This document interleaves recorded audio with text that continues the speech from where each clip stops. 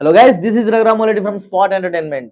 మనం చూసుకున్నట్టయితే India and England మధ్య నిన్న జరిగిన మ్యాచ్ ఎంత ఉత్కంఠభరితంగా సాగిందో మనందరం చూసి ఆల్మోస్ట్ జియో హాట్స్టార్ లో 54.4 CR వ్యూస్ అయితే కంటిన్యూస్ గా మ్యాచ్ చివరి వరకు ఏ మాత్రం తగ్గకుండా అలాగే వచ్చింది. అయితే ఇక్కడ చాలా బాధాకరమైన విషయం ఏంటంటే ఇంగ్లాండ్కి అసలు ఇంగ్లాండ్ వాళ్ళే క్రికెట్ ని కనిపెట్టారు. క్రికెట్ ఆట అనేది పుట్టిందే ఇంగ్లాండ్ లో, అండ్ ఇంగ్లాండ్ వాళ్ళ జాతీయ క్రీడ కూడా క్రికెటే. అలాంటి ఇంగ్లాండ్ వాళ్ళు పాపం వాళ్ళు ఒక్క ట్రోఫీ కూడా సరిగ్గా తీసుకొని ఇంటికి వెళ్ళలేకపోతున్నారు. ప్రతిసారి కూడా సెమీఫైనల్స్ లోనో లేకపోతే ఫైనల్స్ దాకా వచ్చి కూడా వాళ్ళు వెనుదిరగడం జరుగుతుంది, కానీ పాపం వాళ్ళకి ట్రోఫీ అనేది రావట్లేదు. అయితే నిన్న జరిగినటువంటి ఇండియా అండ్ ఇంగ్లాండ్ మధ్య మ్యాచ్ లో టాస్ గెలిచి ఫీల్డింగ్ ఎంచుకున్నారు ఫస్ట్. అంటే అది బ్యాటింగ్ పిచ్ అని మనందరికి తెలిసిన విషయమే. సో ఫీల్డింగ్ తీసుకున్న తర్వాత ఇండియా 250+ టార్గెట్ ని ఇస్తుందని చెప్పి ఖచ్చితంగా ఇంగ్లాండ్ అయితే ఎక్స్పెక్ట్ చేసి ఉండదు, కానీ ప్రయత్నం కూడా అలాగే చేశారు. చాలా అంటే చాలా బాగా ప్రయత్నం చేశారు. అండ్ ఎవరైతే మన ఇంగ్లాండ్ ప్లేయర్స్ ఉన్నారో ఆల్మోస్ట్ 6 డౌన్ 7 డౌన్ వరకు మంచి మంచి బ్యాట్స్మెన్స్ ఉన్నారు ఇంగ్లాండ్ టీంలో, కానీ ఓడిపోక తప్పలేదు. బెతెల్ చాలా కష్టపడి సెంచరీ చేశాడు, అతని సెంచరీ కూడా వృధా అయిపోయింది. అండ్ జాక్సన్ కూడా మధ్యలో మంచి సపోర్ట్ ఇచ్చారు, ఆ సపోర్ట్ కూడా వేస్ట్ అయిపోయింది. తర్వాత వచ్చినటువంటి శామ్ కరణ్, అతనన్న మ్యాచ్ గెలిపిస్తాడేమో అని చెప్పి చాలా ఆశలు పెట్టుకుని ఉండొచ్చు ఇంగ్లాండ్ వాళ్ళు, కానీ అతను కూడా అనుకున్నంత రన్ రేట్ అయితే తీసుకురాలేకపోయారు.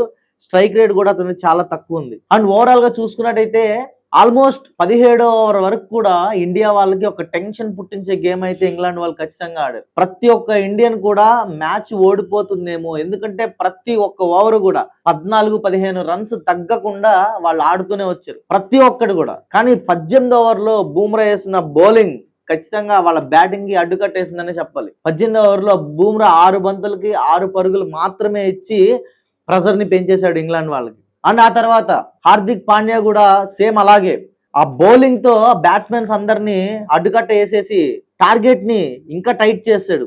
అండ్ లాస్ట్ ఓవర్ దూబేకి అయితే బౌలింగ్ ఇస్తారని చెప్పి ఎవరు ఎక్స్పెక్ట్ చేసి ఉండరు, ఎందుకంటే దూబే బౌలింగ్ ని ఒక్కొక్కరు చరిచి కొడితే వెళ్ళి పెవిలియన్స్ బయటపడితే బంతులు.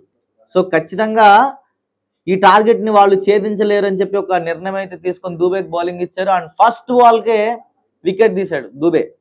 యాక్చువల్ గా ఆ క్రెడిట్ దూబేకి అయితే ఇవ్వలేము, 100% హార్దిక్ పాండ్యా ఆ టైమింగ్ చూసి ఆ బాల్ త్రో చేయడము, ఆ కీపర్ దాన్ని రన్అట్ చేయడం అనేది నిజంగా ఒక తెలివితో కూడినటువంటి ప్రదర్శన. అంటే అంత సీరియస్ సిచ్యువేషన్, లాస్ట్ ఓవర్ మధ్యలో అంత ఆలోచించి బాల్ ని అటువైపుకి త్రో చేసి వికెట్ తీయడం అనేది ఖచ్చితంగా హార్దిక్ పాండ్యాది ఆ క్రెడిట్. మనం కట్ చేస్తే తర్వాత 5 బంతుల్లో కూడా ఒక్క బంతి కూడా సరిగా కనెక్ట్ చేయలేకపోయారు. 2 సిక్స్లు అయితే కొట్టారు, కానీ 7 పరుగుల తేడాతో ఇండియా ముందు ఇంగ్లాండ్ తలవంచక తప్పలేదు.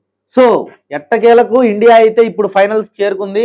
అండ్ రేపు న్యూజిలాండ్ తో జరిగే మ్యాచ్ ఎలా ఉండబోతుందో చూడాలి. ఆల్రెడీ ఫిన్ ఎలెన్ మంచి ఫామ్ లోకి వచ్చాడు, రికార్డు బద్దలు కొట్టాడు. మరి రేపు అతని మ్యాచ్ ఎలా ఉంటుందో ఖచ్చితంగా మనం చూడాలి. ఇండియాకి ఒక టఫ్ మ్యాచ్ అనే చెప్పాలి రేపు ఖచ్చితంగా, ఎందుకంటే ఈ సీజన్ లో చూసుకున్నట్టయితే న్యూజిలాండ్ ప్రతి ఒక్క టీం ని కూడా చిత్తు కింద ఓడించి ఇప్పుడు ఫైనల్స్ కి వచ్చి కూర్చుంది. ఇండియా కూడా యాజ్ యూజువల్, బట్ చూడాలి పోటాపోటీగా జరుగుతుంది మ్యాచ్. అంటే 50-50 ఛాన్సెస్. ఖచ్చితంగా న్యూజిలాండ్ ఒక చిన్న టీం అని చెప్పలేము, ఖచ్చితంగా ఇండియా గెలుస్తుందని కూడా మనం చెప్పలేము. సో ఫైనల్స్ లో ఏం జరిగిందో ఖచ్చితంగా మనందరం వెయిట్ చేసి చూడాల్సిందే. అండ్ యాజ్ ఏ ఇండియన్ గా ఇండియా ఖచ్చితంగా గెలవాలని మనస్ఫూర్తిగా కోరుకుంటూ, this is Raghuramoreddy from spot entertainment. Jai Hind. Hi guys, this is Akash Jagannath. Please do watch and subscribe Spot Entertainment. Thank you.